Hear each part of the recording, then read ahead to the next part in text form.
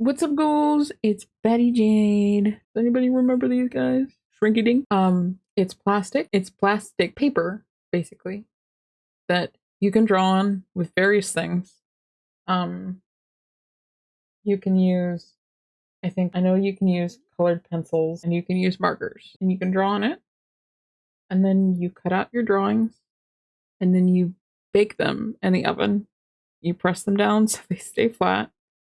And you can make them into lots of cool things, apparently. You can make them into pendants and earrings and keychains. If you're creative enough, you can turn them into a cell phone poppet. My phone doesn't have a poppet right now. My phone is very bare and honestly plain and ugly, and I don't really like it.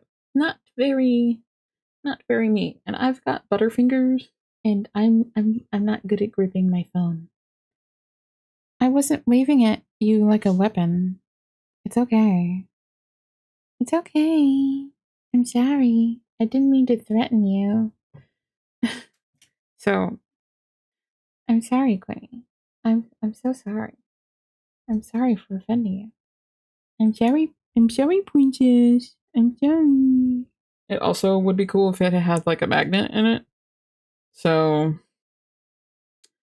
I'm gonna try to put a magnet in it and see if that works. So we love to experiment around it here. It doesn't bring us pain or agony or where are you going? Okay. You'll figure it out. Also, might as well fix our case at the same time. I have a test case here. I'm going to try a couple of different designs. I'm going to use this for the bat case. I also want to do an eyeball case. Because if you have searched up goth cases online, you've probably seen like the eyeball case, which is a case that's just like covered in the eyeballs. And it looks really cool. It looks really cool and I like it a lot. And you can probably just get one. But again, I want to pop it on my phone. I want to pop it on my phone. And I can't put a pop it on my phone if it's just got that eyeball case on it. So obviously I have to make a eyeball case that has a giant eyeball poppet that comes out on it. So we're gonna have to do that too. We're gonna have to see how that works out. Okay, so I'm doing the case ombre pink, and I'm starting with a white base coat. And the case ended up being in like 2 parts, so I had to paint it really stupidly like this, and it caused me a lot of problems. So then I coated it in J. Diction's UV resin, and then I just popped it under the light, but make sure to wear your safety gear whenever you work with resin. This includes gloves and a mask, and make sure that your mask is properly fitted. Check that. Mine wasn't. I actually had to tighten it. So always check that your stuff is proper. And also use the right mask, because not all filters will filter out resin chemicals, so make sure you have the right kind of mask if you're working with resin. Just your little safety PSA. Here's some things I learned while working with resin this project. You probably need more resin lamps if you don't work in top-down mold resin projects. If you're working in 3D like me, you probably need more resin lamps. If you think your little side lights are enough, they're not. Get some resin lamps off of Amazon. They will help you cure your resin so much faster than just twirling it all around. I saved myself so much time by buying a couple more resin lamps. I have so much less sticky, uncured resin now. It's great. I feel so much better. Also, resin will not cure if it is spread too thin. If it is not in a thick enough layer, it will not cure. So make sure you are leaving your layer a thick enough layer of resin for it to cure. It will also save you time. Here's my Popsocket sketch. Isn't he just the cutest little bat that's ever been birthed? Looks like a magical girl bat. It's so cute. I love him so much. So I'm just placing my little sketch about where he'll go on there. And then I feel like I have to mention I did have to cut away some of the resin that got in the cracks of where the stupid case fits together. So I painted on these witchy symbols, and I did this before I ordered acrylic paint markers. I think if I had the markers, then it would have turned out much better. I think I could have got the design on way sharper, and I think maybe then I could have been happy with it.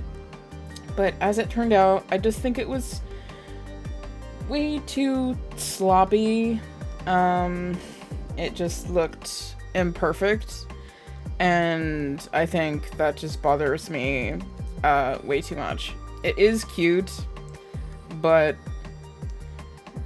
not so cute that the imperfections don't just eat at me. So I think I'm going to have to make another case, maybe along the same vein, but I'm going to have to remake it. I did coat it in resin again once it was done. The reason I coated it before I put the symbols on was so that I could erase the paint while I was working to try to redo or erase any mistakes, which I could because I basically made a white erase board on top of the resin to work with if I was quick enough.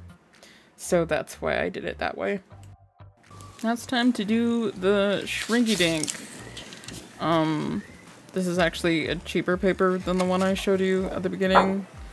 And I've got an assistant because my fur baby thinks that the computer chair is time with mom now. Even if I'm at the craft table. She thinks it means I can hold her. I can hold her anytime I sit in the chair. Okay, so they call it Shrinky Dink because it shrinks to a third of whatever its size is that you draw. So, because I wanted it to be pretty large, I had to draw it as big as the entire sheet of paper, which I think started my problems. For some reason, I just couldn't draw what I had already drawn. My drawings kept looking super goofy and weird, and I think it's because I kept trying to draw so big. I drew the head too big. It should have been kind of small and sort of triangular, but mostly round on the bottom. I couldn't do that. And then also I kept drawing all the facial features super freaking giant, but I never noticed what I was doing. I just kept looking at it and thinking, why does it look so awful? Why does it look so weird? Why doesn't it look cute like my little drawing? And I drew it probably 12 different times and erased it off camera until I finally got a picture that looked somewhat acceptable after torturing myself for hours. Then to color it, I used this set of acrylic markers that I found on Amazon for pretty cheap. The color variation I didn't think was very good. I had to buy a dark red Posca pen from Michael's. And the white in this set really freaking sucks. It was pretty see-through. I had to do like 2 to 3 passes. And you can still see all of my brush strokes, which looks like fur, but you don't want that for everything, so keep that in mind. But it turned out really good. I think these are the best material to use for Shrinky Dinks. So I would definitely use this medium again. I did have to do multiple passes though, and I did do some detail work off camera because my carpal tunnel. Cut it, bake it, and press it. Lucky for me, it actually turned out like the exact right size. That's not often that happens to me. I will take this blessing. Thank you. Thank you, Shrinky Dink Gods, for shining down upon me. Thank you for fitting perfectly. Also, like, don't judge me for my weird book choice that I chose to squish it with. That's just what I pulled off on my shelf, and I've had that since I was, like, a young adult when that was appropriate and popular, and just don't judge me. And then I, of course, coated the whole thing in resin. I think I coated it in too much resin because I put like 3 coats on there because I kept not coating it right. There kept being like one spot that would leave like a shallow patch or something. And so I tried like 3 times to get it like perfect. I should stop trying to be perfect, but anyway. And then I did use the light on the sides to get the sides right and tight. You know what I'm saying? Because I don't know what I'm saying. I'm tired. I'm so tired. Please help me. Okay, so I tried to use magnets that I got off of Temu. These little circular magnets. Spoiler alert, they're not strong enough. I did more research after I did this project. Turns out, Popsocket or whatever makes their own super special magnet, that they manufacture themselves. Yeah. Otherwise, they're like these big, thick magnets from like the hardware store that has a special, like, scientific name that I can't remember right now. But yeah, and then I did more research, and I was like, should you have magnets near your phone? And science was like, no, you should not. And I was like, oh, okay, science. You know what? I'm gonna leave that to the scientists and not put magnets near my phone that I don't know nothing about, because I'm just an artist. But I did try gluing it when I thought I knew stuff. And of course I'm using E6000 glue again because it's the only glue I use. Because it's cheap and I know nothing else in the world. Okay, so now I'm moving on to my eyeball case. And to make it easy on myself, I got these sweet eyeball molds to use. And I want them to be black, so I got this black UV resin from J-Diction because I want them to be all like demonic. And I think these are for actually doll eyes, so they're actually really small, but they should be about the right size for a phone case anyway, so they'll work. I do wish they had larger sizes. I don't know why. I search everywhere on the internet and they don't make any eyeball molds that are any bigger. God, I wish they did. But these worked really well. I still just wish I was better with resin because I still can't get all the friggin' bubbles out of here. I try the heat method, the lighter method, the warm your bottle up method. There's still bubbles, so let me know in the comments if you know how to get bubbles out of resin and you don't get bubbles in your resin. Please let me know. I don't want bubbles in my resin anymore. Please let me know. Tell me your secret. Okay, so this was big time failure. I thought I would make a big giant eyeball to go in the middle, and this is before I knew the magnets didn't work. So I was like, let me just make another big flat eyeball. Again with the shrinky dinks. And I'm like, it won't be weird that this one is just flat. It'll be fine. So I designed the eyeball and I thought it looked cool, which, I mean, I guess it kind of did, but I was like, it's so big, I don't want to waste the pens, so I made my first mistake, which was like, I'll just use regular paint. And Google was like, you probably shouldn't do that. And I was like, don't tell me what to do, space internet robot. I don't listen to you. Well, I should have, because, well, it did what it said, and it baked and cracked and was crappy, and so I tried to save it by sanding the whole thing down and then using the pens on it, which I guess technically it was a lot more stupid effort. And then once I put it on there with the 3D eyeballs, it looked so stupid that I was like, well, I can't even use this anymore. So all of this was for nothing, because I hate. Now I'm making eyeballs again, which is basically just, you put some clay into the little eyeball molds you made with a ball tool, you squish it down, and then you make your eyeball pattern. Choose the shape you want your pupil to be in, and then you just press it in with whatever tool you want to use, and then you just scratch in your little eyeball pattern with like a needle tool or like a little ball tool.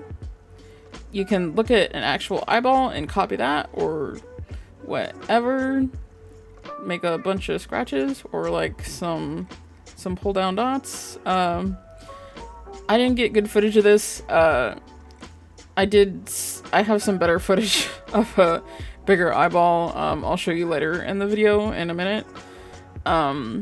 But yeah, you make your 3D pattern first with tools, and then you go back in with some of the powder. You can scrape it off of the chalk pastels with an X-Acto knife, and then pick it up with a brush, and then brush it in. I'm still learning how to get it in well, without damaging the pattern. I'm still figuring out. I'm still not happy with the pigment picking it up, and it's just not great on mine yet. So I can't tell you how to do it best. And the actual like powdered pigments of pastels are super duper expensive, like hundreds of dollars. So I'm not going to try those. And then you just need to cover it in UV resin once you're done placing the pigment. If you have too much pigment in there, it can mix with the resin, so also be careful with that.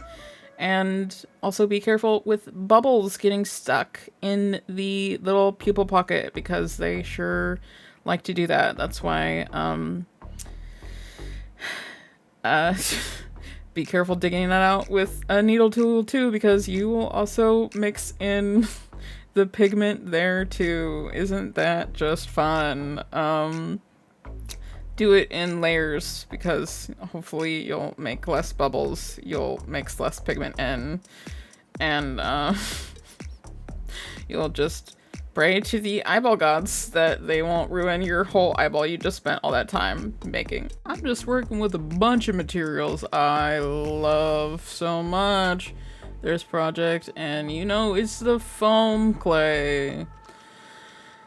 But actually, for some reason, the black foam clay is a lot less heinous than its white counterpart. That's so weird. But oddly, it feels right?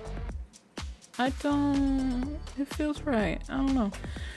I don't know what consistency is different in the black foam clay, but it's more malleable.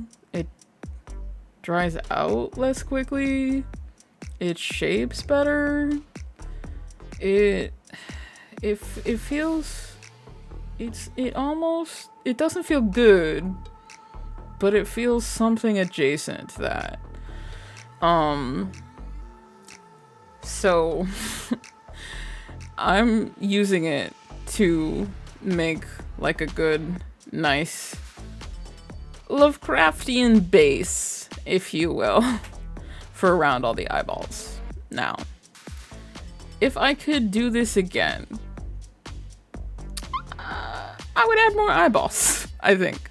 I would add more eyeballs, and if I could, I think I would add a couple more bigger eyeballs.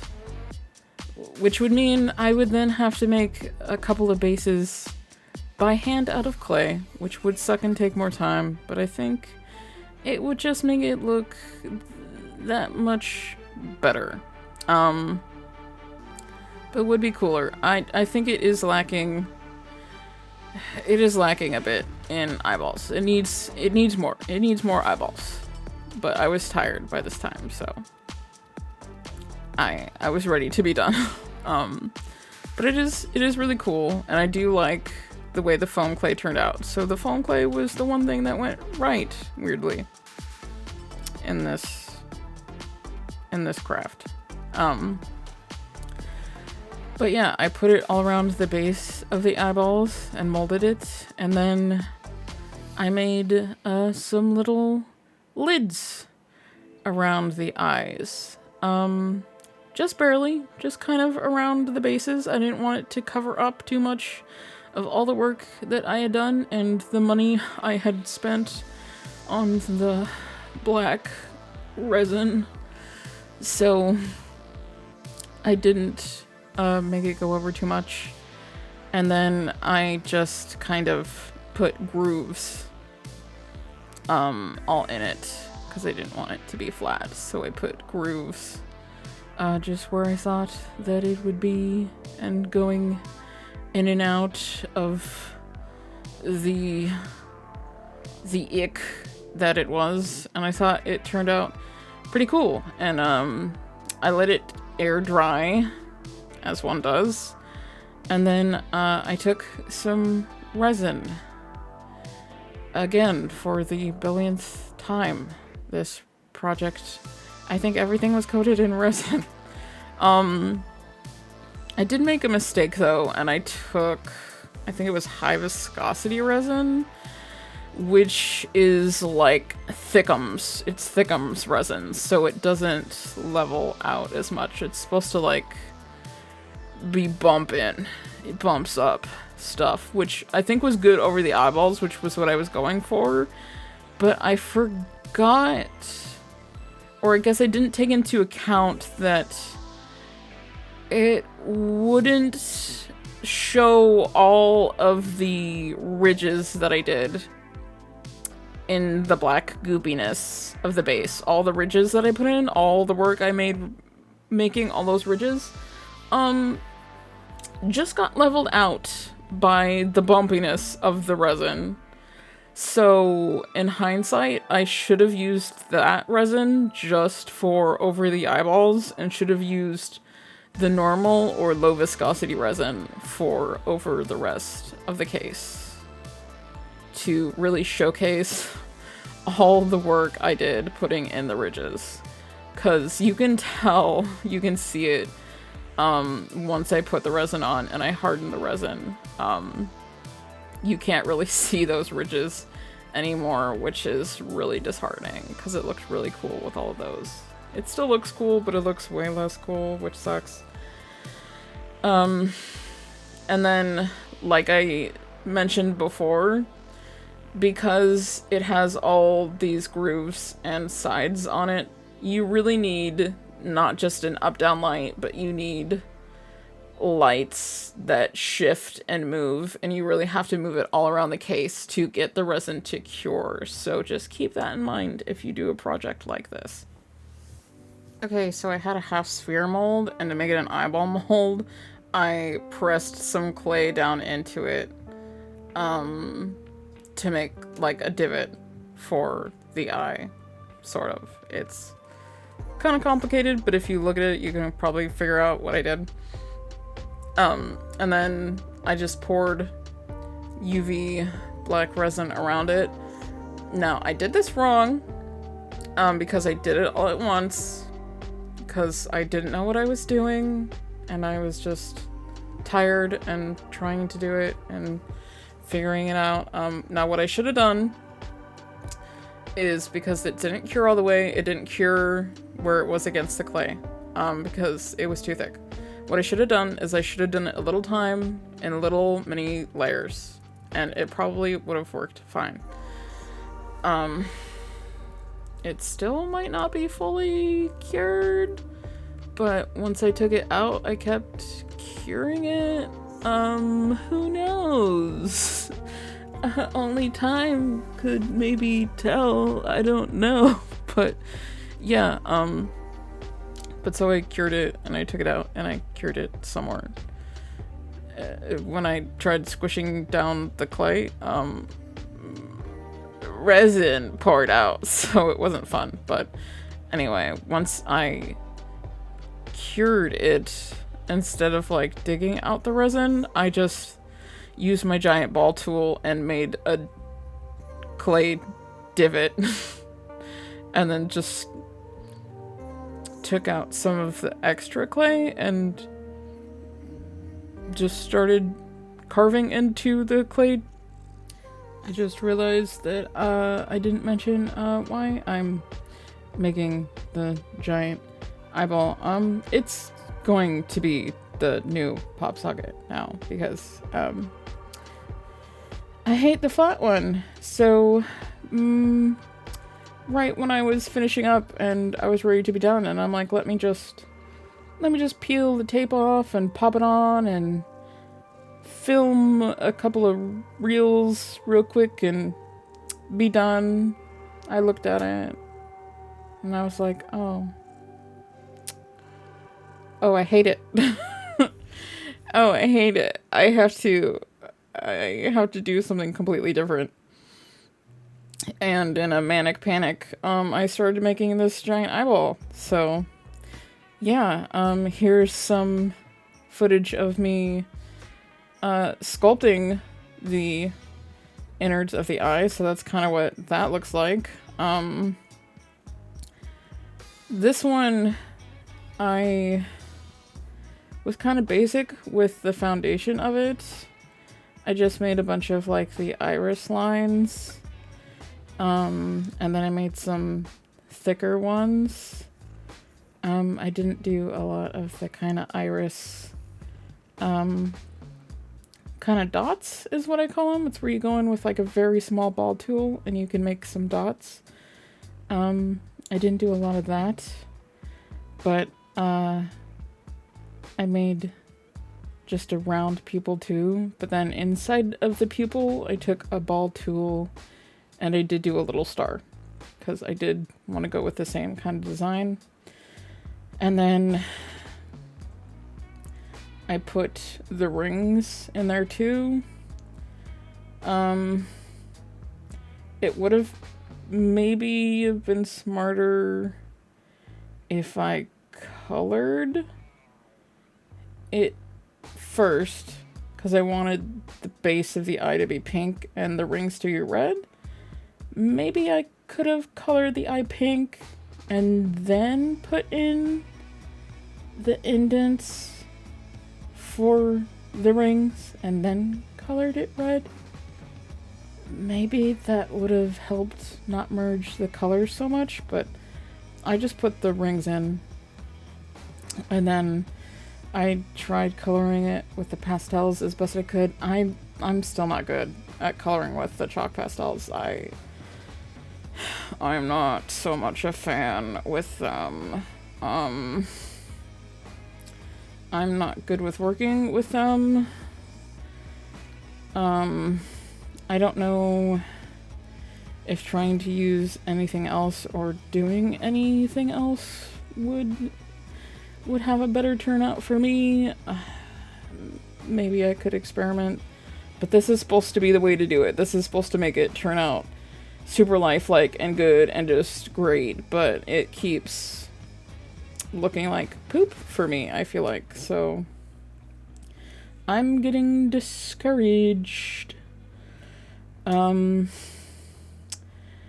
then because I was trying to make the eyeball like the size of the pop socket that I had and the one that I made, the black didn't really come up to the clay part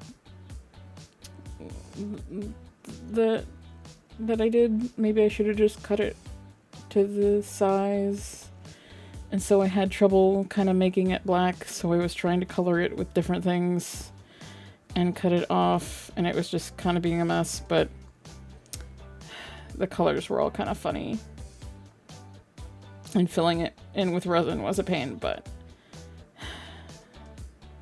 to try to dome it, I filled its original mold in with some resin, and I pushed it back in and made sure that there was no air bubble, which was really hard to do because it really wanted to air bubble. But I just did that. And after I filled it up and resined it flat as much as it could go, so it wouldn't bubble there. So resin it flat, and then fill in the rest of the mold with some resin to dome it, and make sure there's no bubbly pockets, so you don't have a giant bubble in your eye, and pray.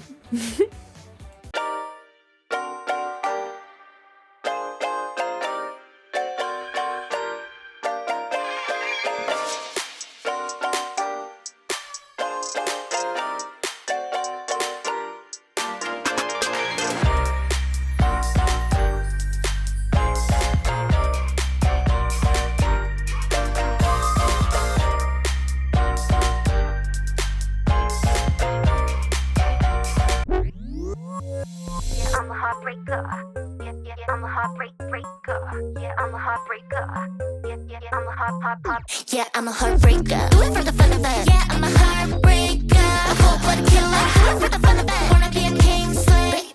Give me my crown. Bow down to your queen pin. Give it to me now. Bow down to your queen pin. Yeah, you better listen up. Listen when I'm feeling it.